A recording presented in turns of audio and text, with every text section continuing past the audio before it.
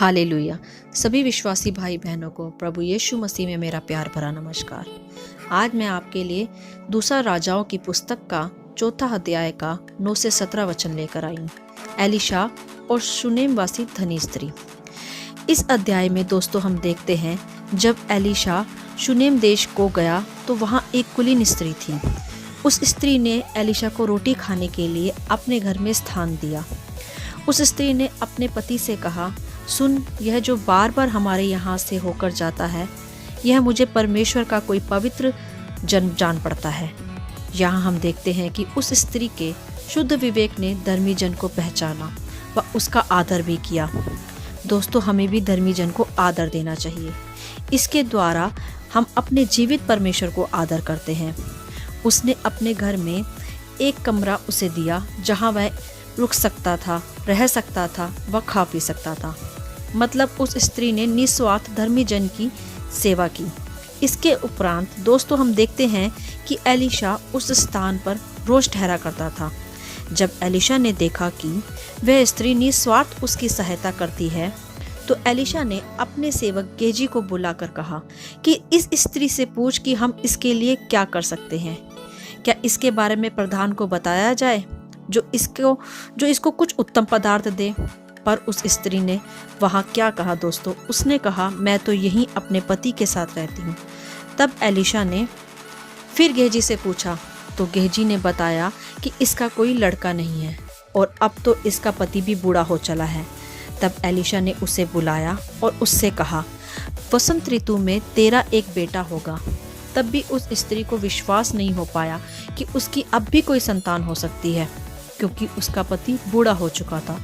परंतु वह स्त्री एलीशा के बोले हुए कथन के उपरांत गर्भवती हुई व उसने एक बेटे को जन्म दिया।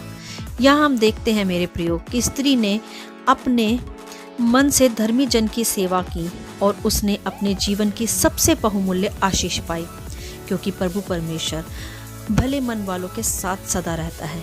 यदि वे निस्वार्थ भलाई करते हैं तो यहोवा परमेश्वर उनको निस्वार्थ आशीष देता है और कभी अकेला नहीं छोड़ता, वरन उसके मांगने से भी बढ़कर उसे आशीष देता है।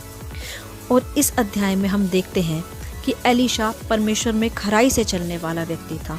वह एक धर्मी जन था जो दिन रात परमेश्वर के वचन पर मनन करता रहता था और परमेश्वर की सेवा टहल में लगा रहता था। दोस्तों, जब हम अपना जीवन परमेश्वर में धार्मिकता से बोते हैं और उसके वचनों का पालन करते हैं, तो वह हमारे द्वारा बड़े बड़े आश्चर्य कर्म करता है, जैसा उसने एलीशा के द्वारा किया।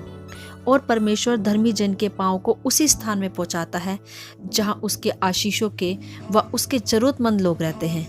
जैसे परमेश्वर ने एलीशा को शूनेम को भेजा, क्योंकि परमेश्वर उस कुलीन स्त्री की पुकारों को भी सुनता था व उसे भी उद्धार देना चाहता था, उसके भी गर्भ को आशीष करना चाहता था।